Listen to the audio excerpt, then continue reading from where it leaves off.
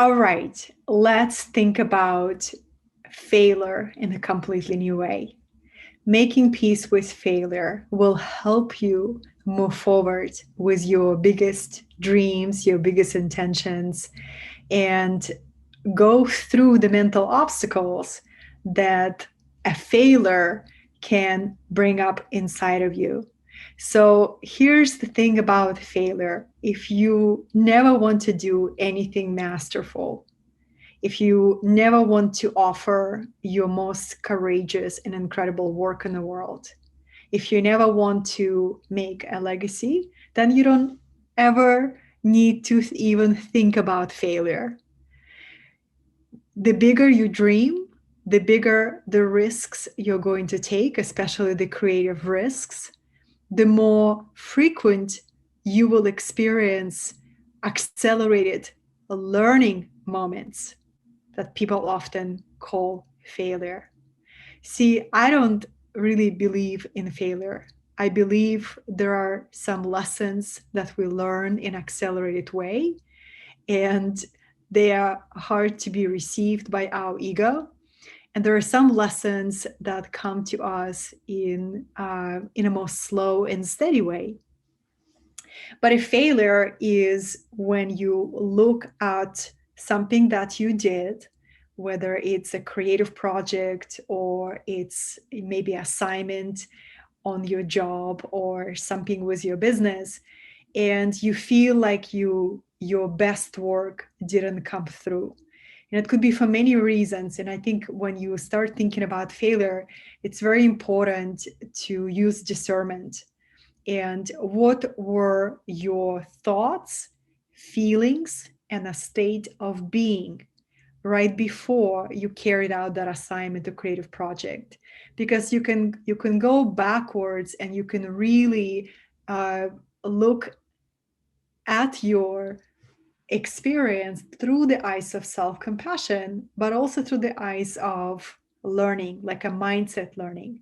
Like, okay, this experience didn't go as I wish it would. I wonder, what was I focusing on mentally? What was happening within me internally? And also where I was environment wise, who was around me? Because this you can always improve and upgrade and learn from it. I find that my biggest growth happened when I would make these interesting experiences that look like failure. When a retreat that I worked really hard to launch didn't launch, or some kind of a framework that I was teaching didn't land right away. And I could have simply let it stop me from ever teaching again, from ever offering a retreat or like an outdoor location, outdoor experience again. But then where's the growth in that? I find I learn so much from things that don't go as I planned, things that look like failure, things like look like a mistake. I learned so much if I can look at it, experience with compassion, and look at it just as an experience. That this is an experience and I'm going to learn something from here. So making peace with failure can be very liberating perspective, because if you are afraid of making mistakes, you're simply not going to dare to do something that is true expression of your highest potential. If you're okay with making mistakes or making peace with failure, knowing that it's just an experience that help you become wiser, that help you become more discerning, that help you become more skilled, then you can always improve and go after your next intention or your next dream with so much more wisdom based on that experience that looked like failure.